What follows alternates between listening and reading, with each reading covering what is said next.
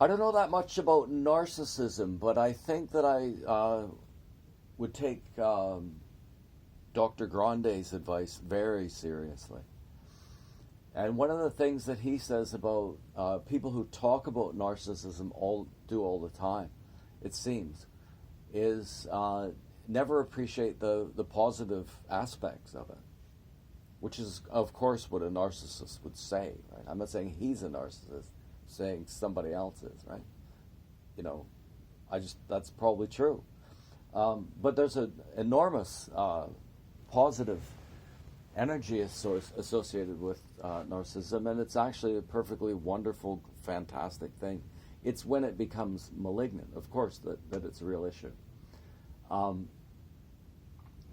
And so I think it's important when you talk about it as well to talk about, whether you're a person is narcissistic in a positive sense or narcissistic in a negative sense, that he regards his own misdeeds as being even worse than they are, which isn't to say anything about anything, except that there's a type of narcissist who blows things up in his head and imagines he's a devil. So I think you could kind of look at it that way.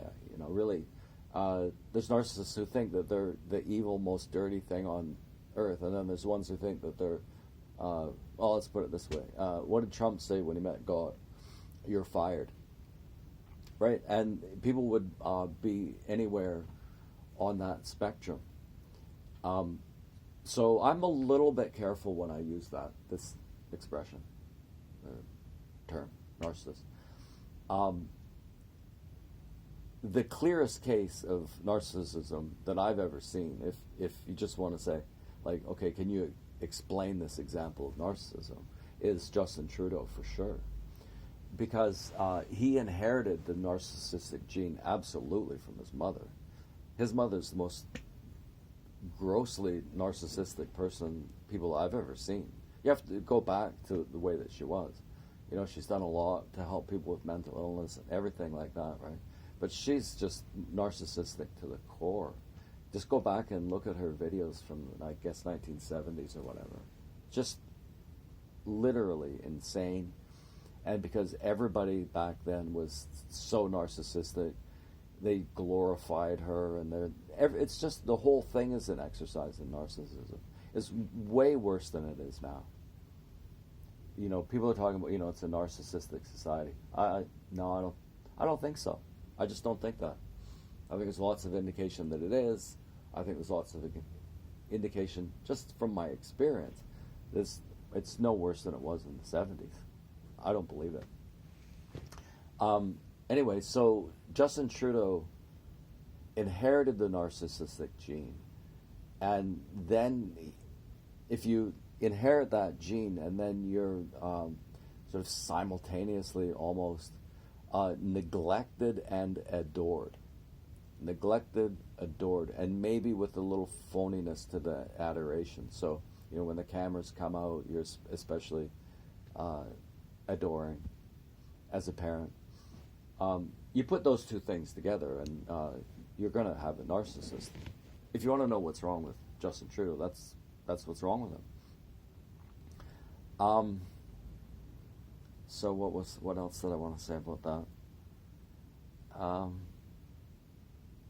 Yeah, there's no way that she couldn't have neglected him, because, okay, and there's a sort of a public humiliation thing with him. I don't know if this is related to narcissism or if this explains his apparent ability to accept any humiliation.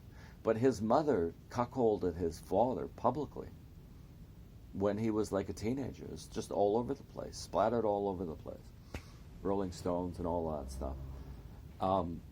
And there was even speculation about whether or not Fidel Castro was his father. And it was my guys, actually, decided that's like physically impossible because they weren't there.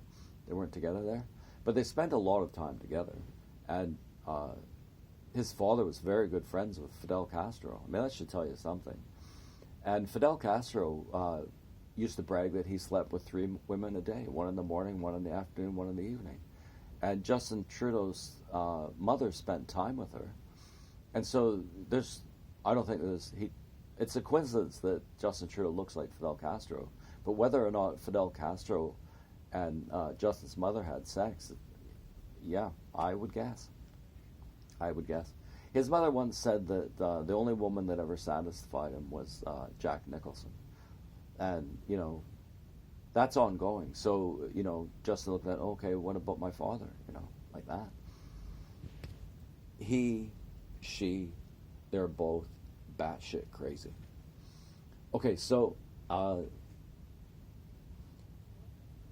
don't know that much about narcissism, but I know that there's one thing I can say for sure that I think is quite interesting.